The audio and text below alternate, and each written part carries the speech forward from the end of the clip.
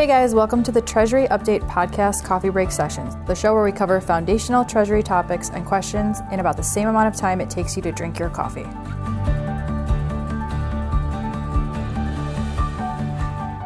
My name is Alexa, your Treasury Podcast host, and I'm here with Stephanie Villatoro, Senior Consultant at Strategic Treasurer. Hi, Stephanie. Hi, Alexa. So on today's podcast, we're going to be covering merchant card processing. And instead of giving like a brief highlight of today's episode, I'm just going to turn it over to Stephanie and ask, what is merchant card processing?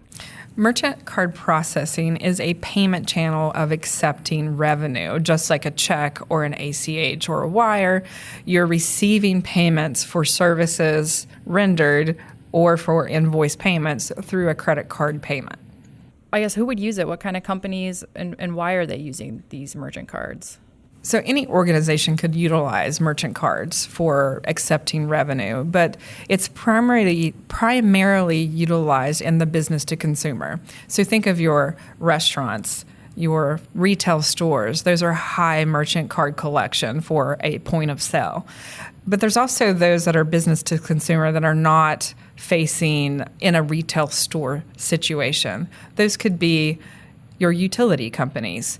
Like your trash, you're paying your trash with an online payment. You put that on file and they debit you every month using your credit card. So there are other methods of doing that. But then there's also the business to business. This is utilized as well as part of the payment methodology. So they accept mostly maybe card, check, wire, ACH, but card is one method of paying a corporation from a corporation. These are usually your smaller dollar type of transactions that are utilized for accepting card payments. We see this in smaller business, like business to business for building materials. You're a contractor, you're going in, you're buying building supplies, or you order them online and they're delivering them.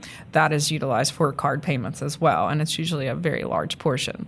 Why are companies turning to this? I guess, are there any substantial benefits or pros and cons we could go through? As we go more and more electronic and you see millennials coming into the play, checks are a dying breed. They are slowly dying, but checks will eventually go away. And a lot of companies are reviewing their how to pay the company and looking at more electronic methods. This is just one of several that are options out there. So you're weighing not only the different options, but the cost of collecting with that method. What is the cost for each different payment type, and what is your strategy for accepting revenue? Okay. So you mentioned cost, and that's actually one of my next questions. So I'm assuming since companies are moving towards the merchant card processing, that it must be favorable as far as costs or fees go, especially when you're comparing it to checks or other methods of revenue collection. Fees are typically misunderstood with card transactions, and that might be a primary reason why someone stays away from them, or they just don't review them because they don't understand them. Where I see most knowledge of cards, not only with the card associations and the processors, but it's with organizations that are high merchant card revenue collection versus the other types of payment types. There are different fees associated with it. There are some that are negotiated, like a bank fee, and some that are not. But the ones that are not can also be managed to lower the rate. So think of it as, in a simplistic way, transaction cost. Your processor charges you a fee for processing the card. That is negotiable. Whereas the card associations, that is the Visa, MasterCard, Discover, are the ones that are charging interchange fees on that transaction. And that is typically basis points driven on the transaction amount. That is non-negotiable, but there are tiers. Every card association has interchange tables, and depending on the card, the way you accepted the payment, whether it was swipe, chip and signature, or chip and PIN, or a debit card, all have different rates associated with them, and they're called levels. You can change your level of a card transaction by supplying different things with it. So that's where you can get into more of a complex way of looking at your fees associated with merchant card to reduce them, is looking at where you're qualifying on an interchange level and how can you manage that in a way to reduce it.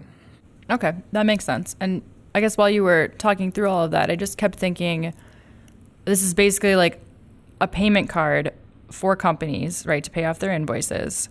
And it makes me think of my credit cards. Like, are companies getting points for these things? Are they flying all over the world with these points? Or what's the benefits for somebody paying with them?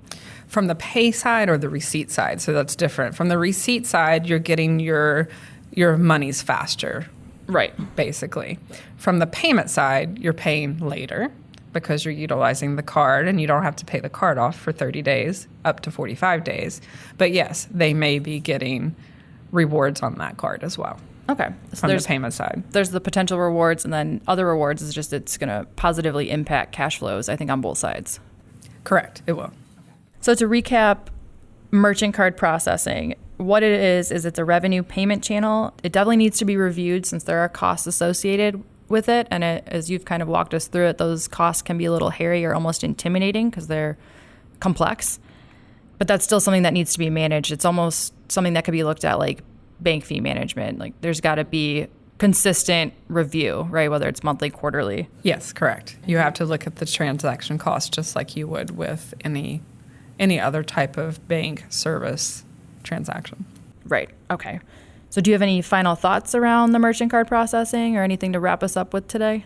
Like you said, it is something that is very intimidating because of the differences in the fees and whether or not it's negotiable and just understanding. There's plenty of resources out there to help you with understanding the different pieces of the fee, whether it's the discount, the interchange, the transaction cost, and utilizing your customer service within your merchant card processor to make sure you are aware of all the fees and understand them, having that good relationship instead of just kind of passing it across and not looking at it on a monthly basis.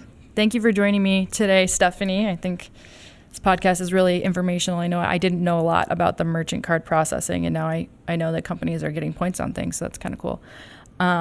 So then for our listeners, these podcasts are made available every first and third Thursday of the month.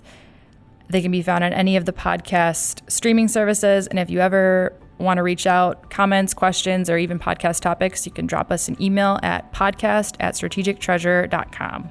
Thanks again, Stephanie. Thanks, Alexa. This podcast is provided for informational purposes only, and statements made by Strategic Treasure LLC on this podcast are not intended as legal, business, consulting, or tax advice. For more information, visit and bookmark strategictreasurer.com.